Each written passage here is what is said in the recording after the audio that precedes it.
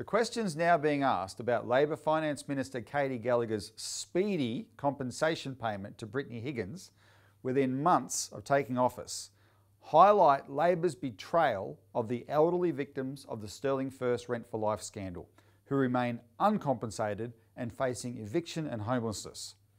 The Australian Citizens Party is calling on the Albanese government to act on Labor's pre-election rhetoric and compensate the Sterling First victims for the Australian Securities and Investments Commission's failure to police the Sterling Income Trust Ponzi scheme. Here's a timeline of the Sterling First disaster. In 2015, serial Ponzi scheme offenders launched the Sterling First Rent for Life scheme targeting retirees looking to downsize. But ASIC ignored the director's connections to past financial failures. In 2015-2017, ASIC ignored multiple complaints about Sterling First, marking them NFA, no further action, despite knowing the scheme was falsely advertised and targeted vulnerable elderly consumers. In 2017, ASIC ignored a complaint about Sterling First, even from a Western Australian government department, for 6 months, before finally launching an investigation. In 2019, Sterling First collapsed, ruining around 130 elderly victims who had paid their rent in advance for the rest of their lives.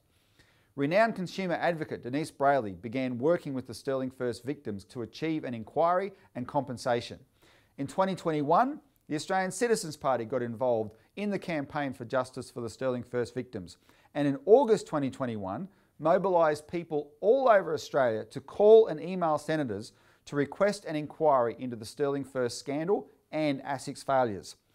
In October 2021, Labor Party Senators Louise Pratt and Deb O'Neill took the lead in establishing a Senate inquiry, which held powerful hearings that confirmed ASIC received multiple warnings on Sterling First but failed to act.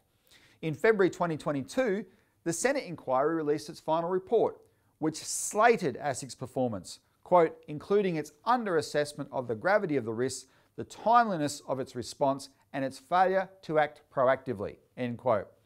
One Nation Senator Malcolm Roberts included in the report the following clear recommendation for compensation, quote, all factors considered, including ASIC's regulatory negligence and the advanced age and vulnerability of the Sterling and Silverlink tenant victims who are being evicted, the Commonwealth Government, which was responsible for ASIC and its regulatory philosophy, should immediately compensate the 130 victims for the full $18.554 million they lost, plus interest and expenses, end quote.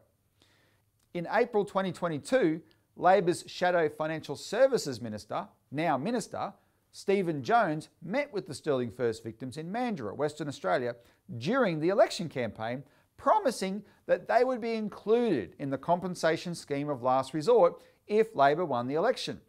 However, Jones rejected their calls for immediate compensation under the Finance Minister's powers, claiming no party could commit to that. In September 2022, following Labor's election, Jones broke his promise to the Sterling First victims, leaving them out of his compensation scheme of last resort legislation. And in December 2022, Labor Finance Minister Katy Gallagher's department paid up to $3 million in compensation to Brittany Higgins, whose partner David Shiraz is close to Gallagher. The Labor Party was all over the Sterling First tenants before the election, but since taking office they have turned their backs on them. They were just using the victims to win the election. Victims now complain Labor senators aren't even responding to their communications anymore.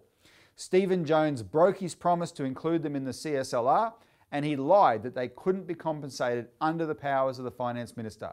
Katy Gallagher's compensation of Brittany Higgins proves they could be. The elderly Sterling victims are being evicted and dying. They deserve compensation now.